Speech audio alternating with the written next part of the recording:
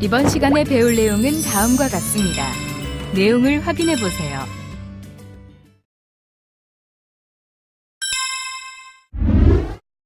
본격적인 학습에 앞서 오늘의 주요 용어에 대해 살펴보도록 할까요?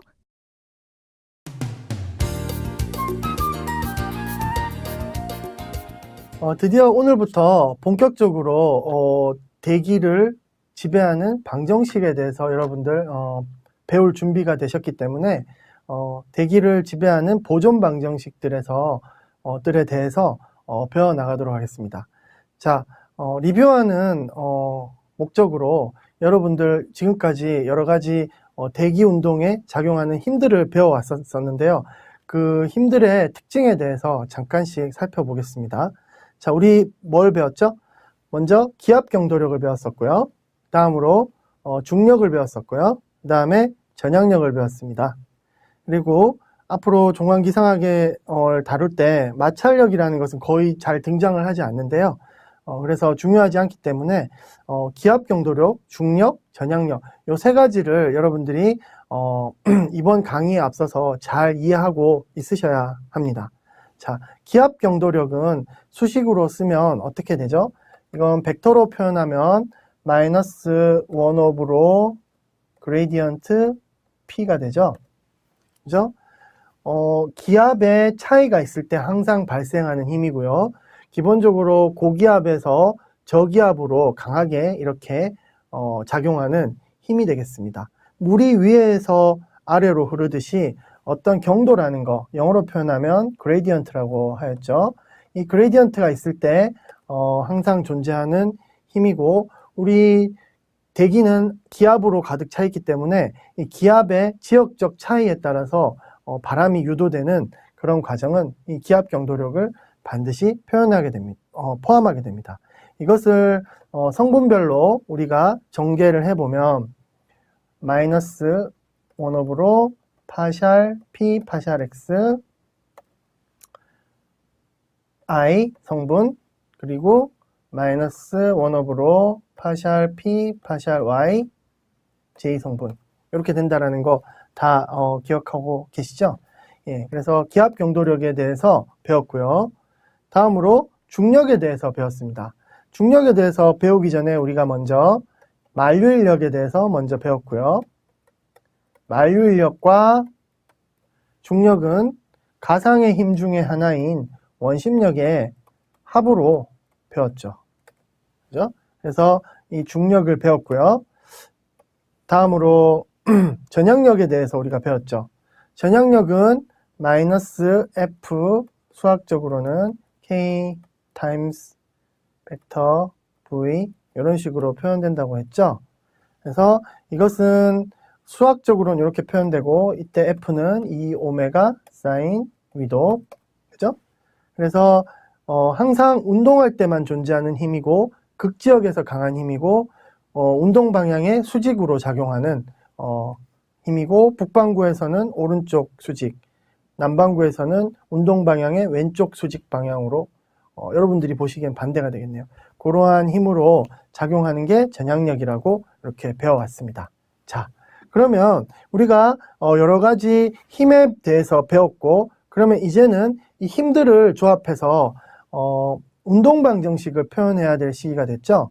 운동 방정식은 제가 말씀드렸듯이 가속도는 m분의 f, 뉴턴의 제2법칙을 이용해서 A는 m분의 F라고 표현이 되는데, 우리가 여기서 유체에서는 가속도라는 게 동서방향 가속도, 남북방향 가속도 각각 나눠서 du, dt, dv, dt는 힘이 어떻게 되는가라고 쓸 수 있으면 되겠죠. 그래서 쉽게 이것을 정리할 수 있는데요. 예를 들어 X방향 성분은 기압 경도력 같은 경우에 마이너스 1/, 파샬 P, I 성분만 지금 모아보면, 전향력을 이걸 어떻게 분해하면 I 성분은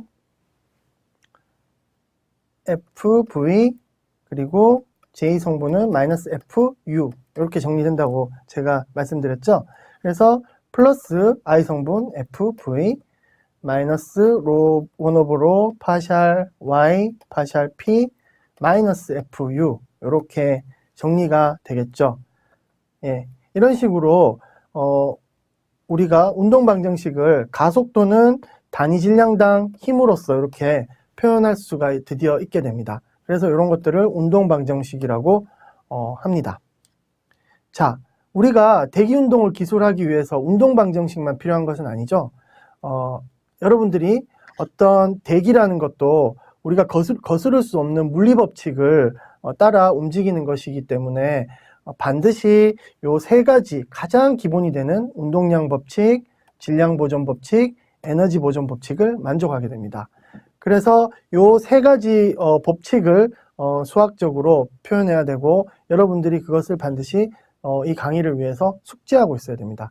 자, 그런데 운동 방정식을 갈로를 제가 쳐놨죠. 운동량 보존 법칙 해놓고 사실은 운동량 보존 법칙하고 운동 법칙은 동일합니다. 왜냐하면 지금 우리가 운동 방정식이라는 것을 이런 식으로 썼었죠. 가속도 이꼴 힘. 그죠? 근데 가속도를 우리가 잘 생각을 해보면 예를 들어 동서 방향으로 가속도를 생각해 보면 A라는 것은 du가 되겠죠. 속도를 다시 시간에 대해서 미분하는 것. 그런데 여기다가 여러분들이 M을 질량을 살짝 붙여보면 이것은 힘이 되겠죠. 이렇게 F는 MA 이렇게 되는데 여기서 이제 우리가 M을 살짝 여기다가 집어넣어 봅니다. 그러면 dt, dm, u는 F가 되죠. 만약에 여기서 질량이 고정되어 있다면 이 수식이 그냥 마음대로 넣을 수 있기 때문에 이렇게 되겠죠. 그래서 사실상 이 mu라는 것, 우리가 보통 m 벡터 v라고도 v 성분까지 고려하면 표현한 이 식이 바로 물리에서 운동을 기술할 때 보다 근본적으로 중요한 운동량이라는 양이 됩니다. 그렇죠? 운동량. 그래서 뉴턴의 운동 법칙이라는 건 사실상 dt, dm 벡터로 표현하면 벡터 v 이꼴 제로. 만약 이 수식의 의미는 만약 힘이 작용하지 않으면 어떻다?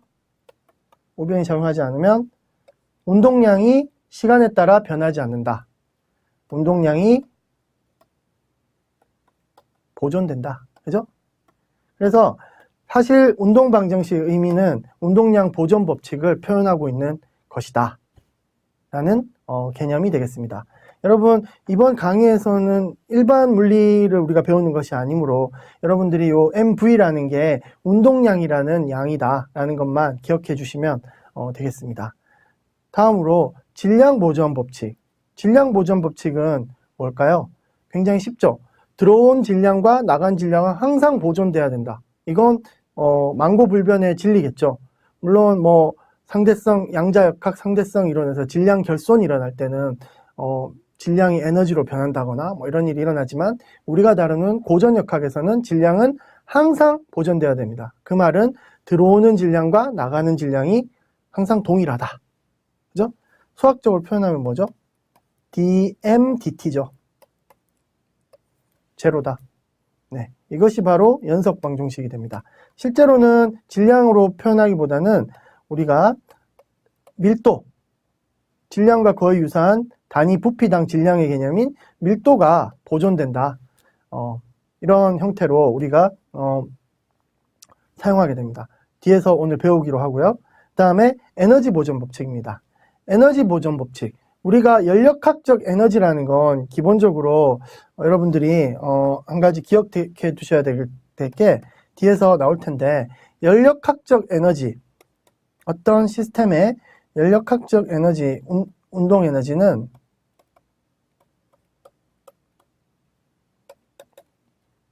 정적 비열, 이걸 정적 비열이라고 하는데 어떤 상수입니다.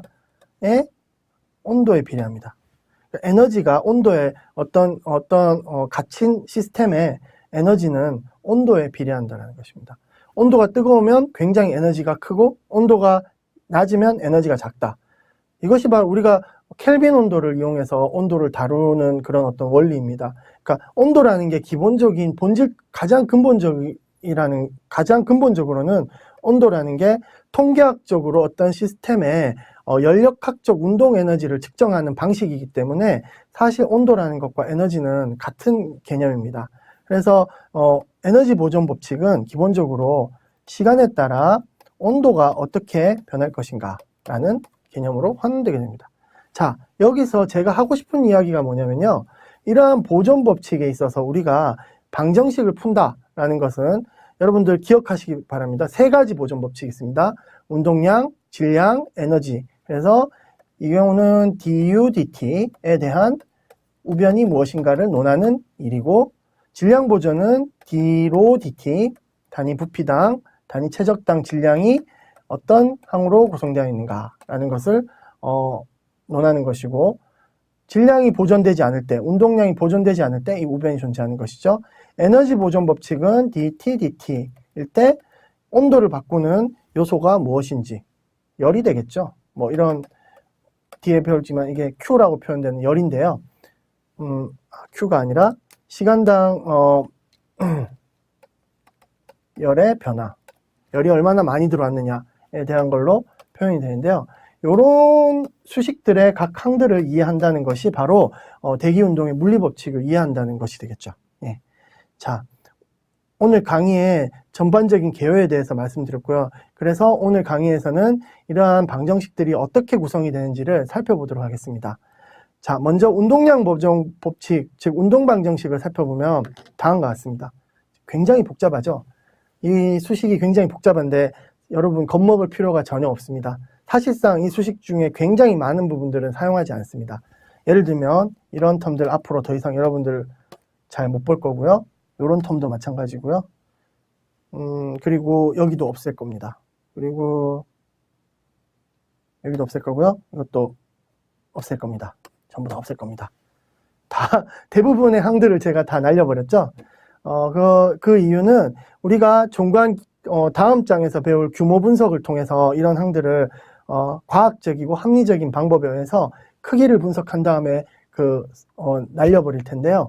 지금 미리 제가 한번 날려봤습니다. 일단은 날리기 전에 이 식 자체가 우리가 원시 방정식계 운동 방정식이라고 하는데요. 원시 방정식이라는 용어를 썼었는데요. 빌헬름 비에크니스가 처음으로 우리 대기를 기술하는 방정식의 형태로서 원시 방정식을 제시했고요. 영어로는 프리미티브 방정식입니다. 원시 방정식계는 여기다가 이제 상태 방정식이라든지 연력학 방정식이라는 게 붙는데, 그리고 질량 보존에 대한 방정식도 붙게 되는데요. 앞에 세 가지 보존 법칙을 다 포함하는 그런 방정식계가 되겠죠. 근데 그 중에서 이제 운동에 관한 부분만 떼어놓으면 다음과 같습니다. 자, 그러면 우리가 이 부분에서 앞으로 생략할 녀석들이 어떤 의미인지만 살짝 짚어 가도록 하겠습니다. 우리가 보통 항상 운동 방정식을 고려를 할 때 이 방정식이 적용되는 시스템은 뭐냐면 어떤 사람을 항상 관찰자를 생각을 하고 지금 이제 X방향은 이렇게 동서방향에 평행한 I방향, 그 다음에 위도 방향, 그리고 이 사람 머리 꼭대기로 향하는 Z방향, 이런 식으로 구성합니다. 좌표계를 구성할 때 항상 오른손의 법칙으로 IJK 방향이 된다는 거 유의하시고요. 그럴 때 I방향으로의 가속도는 요 식이 표현하고요. J방향의 가속도는 요 식이 표현하고요. K방향 가속도는 이러한 식이 표현을 하게 됩니다. 자, 그런데 이러한 분모에 A가 붙은 텀들을 우리가 뭐라고 기본적으로 부르냐면 커바처, 곡률 텀이라고 얘기를 합니다. 이것은 우리 지구 좌표계가 지금 굉장히 굽어있기 때문에 생성되는 항으로서 그 크기가 다른 물리적인 항들에 비해서 굉장히 작습니다. 그렇기 때문에 뒤에서 우리가 생략해도 된다라는 것을 알 수 있고요. 그리고 준지균이 아니라 우리가 코리올리 포스, 전향력을 고려할 때도 V나 U 항에 비해서 W가 붙은 항은 제가 전향력 강의 시간에서 굉장히 작다고 했죠. 그래서 이걸 무시할 수 있게 됩니다. 네. 그래서 그러고 보면 우리가 다 배운 항들로 구성되어 있다는 걸 알 수 있습니다.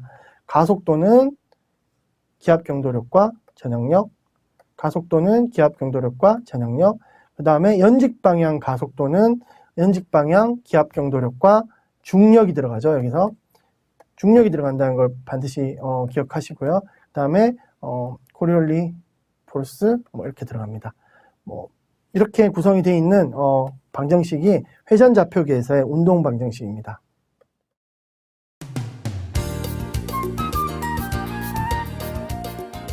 자, 다음으로 연속 방정식에 대해서 말씀드리겠습니다. 결국은 연속 방정식이라는 건 질량 보존 방정식이죠. 질량이 어떤 컨트롤 볼륨으로 들어가고 나가고 하는 거를 잘 계산을 하면 연속 방정식을 얻어낼 수 있게 됩니다. 그래서 우리가 연속 방정식을 유도할 때 가장 중요한 개념은 여러분들이 처음 접하시는 개념일 수 있는데 플럭스라는 개념입니다. 사실 이 플럭스라는 개념은 여러분들이 이런 어떤 지금 우리가 유도하는 질량 보존 이외에도 우리가 뭐 장마 시즌이라든지 그런 현상이 나타날 때 수증기가 막 이렇게 올라오죠. 그런 거를 우리는 수증기 플럭스라고 합니다. 표현을 어떻게 하냐면 수증기는 Q죠. Q에다가 벡터 V를 붙입니다. QV. 이런 것들을 플럭스라고 합니다. 마찬가지로 매스 플럭스라는 것은 앞에 Q가 붙으면 수증기 플럭스고요.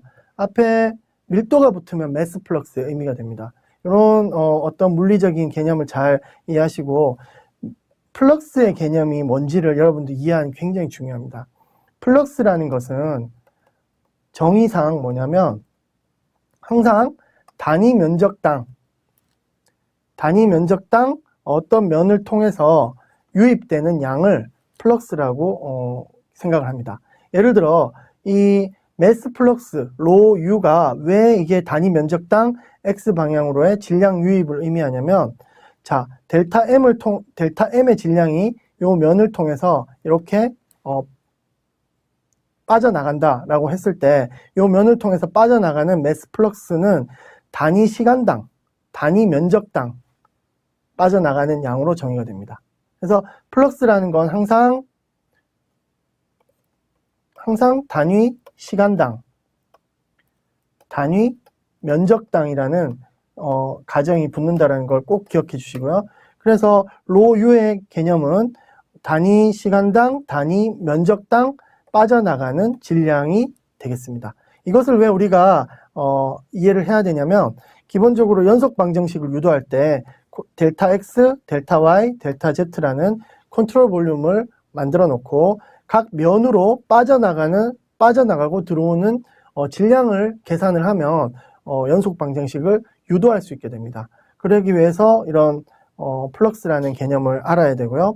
자, 여러분들 제가 이 강의에서는 이 플럭스를 컨트롤 볼륨에 적용을 해서 어떻게 유출이 되고 유입이 되는지 균형을 맞춰서 연속 방정식이 나오는지에 대한 수식까지는 제가 유도하지 않고요. 그 결과적인 수식만 제가 여러분들께 알려드리겠습니다. 지금 이 수식 자체가 유도하는 과정인데요. 결국엔 유도되는 게 뭐냐면 델타 X, 델타 Y, 델타 Z의 어떤 컨트롤 볼륨을 통해서 들어오고 나오는 모든 플럭스들을 다 정리를 하면 이런 식으로 수식이 정리가 됩니다. 자, 이 수식의 의미를 우리가 한번 유도 과정 없이 잘 한번 생각해 봅시다. 자, 우리가 다이버전스 벡터가 앞에서 우리가 뭐라고 했죠? 발산이라고 했죠? 발산. 그러면 다이버전스 로 벡터 V는 무엇일까요? 질량 발산이 되겠죠? 매스 플럭스의 발산. 구체적인 의미는 어떤 모든 면을 통해서 질량이 얼마나 빠져나가는가를 의미하는 겁니다. 거기다가 마이너스를 붙이면 어떻게 되죠? 마이너스 다이버전스 로 벡터 V. 이것의 의미는 뭐가 될까요? 반대로 질량 유입이 되겠죠. 그렇죠? 질량 유입이 되기 때문에 지금 파샬 로, 파샬 t의 의미는 이 박스에서 지금 밀도의 변화를 의미하겠죠.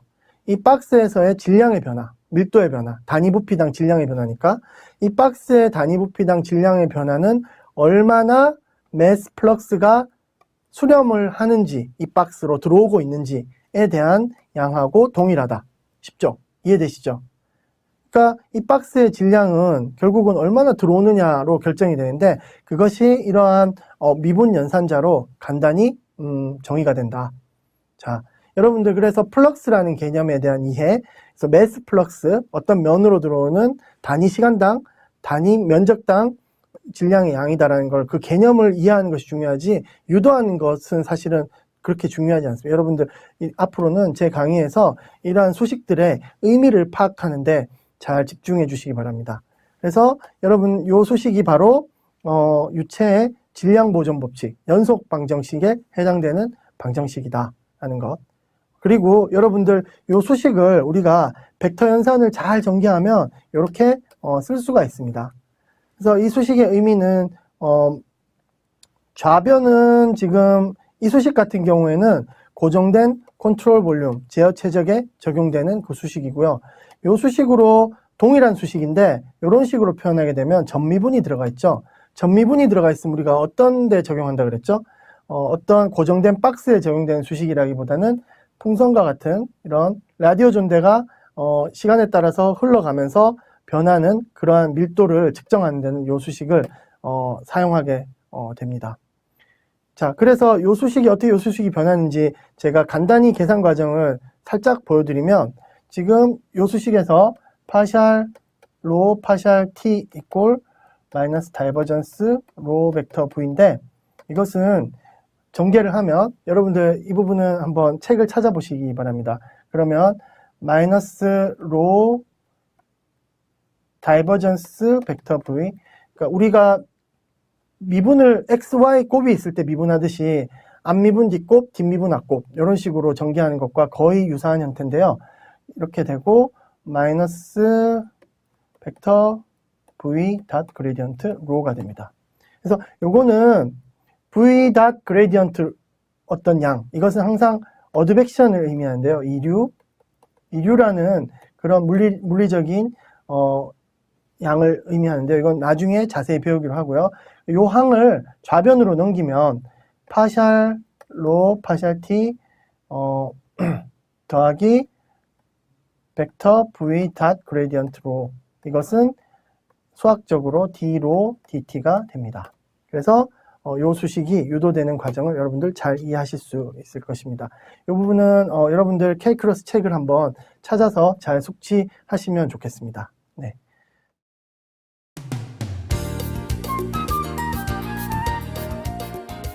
네, 마지막으로 연력학 에너지 방정식에 대해서 말씀드리겠습니다.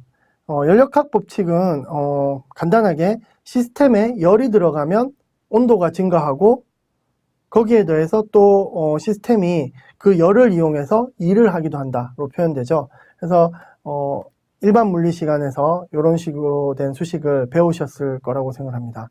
그래서 열이 들어가면 내부 에너지 증가와 일로 사용되기도 한다. 여기서 앞에서 제가 말씀드렸듯이 내부 에너지는 간단하게 온도에 비례하는 양이다. CV는 정적 비열이라는 상수이고요. 이렇게 되고요. 일이라는 것은 힘 곱하기 거리로 표현이 되죠. 그죠? 그래서 연력학 법칙은 이렇게 표현이 되고요. 다음으로 이제 유체가 주변에 한 일이 압력과 부피로 어떻게 표현이 되는지를 한번 살펴보겠습니다. 기본적으로 우리가 유체에서 일을 할 때는 주변에 W는 FS에서 F에 해당되는 게 기압이 되겠죠. 그죠? 기압이 되고 S가 이제 부피가 어떤 풍선이 확장되냐 더 줄어드냐, 그죠? 이렇게 가냐 이렇게 가냐로 나눠지겠죠. 원래 풍선의 부피가 이렇게 돼 있었다면요. 이 경우는 부피가 늘어난 거고 이 경우는 부피가 줄어드는 거죠. 그것에 해당되는 이게 S라는 게 풍선의 수직 방향으로 지금 확장되는 것을 나타내는 거겠죠. 그래서 풍선이 확장된다면 상대적으로 기압 주변 기압이 이렇게 누르고 있는 걸 거슬러서 일을 하게 되는 거니까 힘이 들겠죠. 그래서 에너지를 뺏기는 거고요. 풍선이 줄어들면 외부 힘이 지금 이렇게 일을 하는 거겠죠. 에너지가 더 늘어나야 되겠죠. 그렇죠? 그런 식의 개념입니다. 그래서 이런 수식이 만족이 되고요. 그래서 여러분들 델타 W, 일의 변화가 P 델타 V, 그죠? 이렇게 정리가 된다고 생각하시면 되겠습니다. 그래서 그 P 델타 V를 이용해서 정리를 하면 주변에서 들어온 열은 내부 에너지 플러스 1. 그래서 dQ는 CV dt 더하기 PdV로 정리가 된다라는 것을 기억해 주시고요. 이게 가장 기본적인 연력학 방정식입니다. 여기서 제가 내부 에너지를 측정할 때 CV는 항상 상수라고 얘기를 했는데요. 그 상수의 의미는 우변에 이제 P 델타 V가 없다고 가정을 하면 기본적으로 열을 가해줬을 때 온도가 얼마나 상승하는가에 대한 그 식으로 바뀌는데요. 그것은 정적 비열이 크냐 작냐에 따라서 달라지겠죠. 자, 그래서 정적 비열이라는 것은 정의상 기체 1kg을 부피를 고정시킨 상태에서 이게 없다고 했으니까 dV가 제로인 상태겠죠. 볼륨을 일정하게 유지한 상태에서 기체 온도를 1도 올리는데 필요한 열량이라는 거죠. 그래서 정적 비열이 큰 기체 같은 경우에는 그만큼 비열이 크기 때문에 온도가 잘 안 올라가겠죠. 왜냐하면 그만큼 열을 많이 가해줘야 되니까요. 그런 의미가 있습니다. 그리고 또 반대로 이거 말고 CP라는 정압 비열이라는 개념이 나오는데요. 우선 다음에 살펴보도록 하겠습니다. 그래서 정리를 하면 연력학 에너지 방정식은 지금 요 식에다가 이제 우리가 앞에서 처음에 제가 말씀드렸듯이 보존 방정식을 할 때 우리가 dt, dt가 어떻게 되는지를 살펴보는 게 우리의 목적이다라고 했죠. 연력학 방정식의 경우. 그래서 dt, dt를 얻기 위해서 지금 모든 변에서 시간에 대해서 미분을 하게 되면 하고 정리를 하게 되면 이렇게 됩니다. 여기서 J는 당연히 dq, dt가 되겠죠. 그렇죠? 시간에 따른 열량 변화를 의미하게 됩니다. 그래서 우리가 쓰는 연력학 에너지 방정식은 다음과 같이 정리가 됩니다. 이 방정식을 이제 좌변에 dt, dt만 남길 수 있기 때문에 우리가 알려고 했던 시간에 따른 온도 변화를 이렇게 기술할 수 있는 식이 되고요. 그래서 이 부분은 기체가 얼마나 외부에 대해 일을 하는지, 팽창하는지, 수축하는지에 대한 관련된 그런 의미를 지니고요. 이 부분은 풍선 바깥에서 시간당 들어오는 열 에너지의 양을 의미한다는 거. 이 부분을 반드시 기억해 주시기 바랍니다. 네, 이상 강의를 마치겠습니다. 이번 시간 학습한 내용을 다시 한번 정리해 볼까요?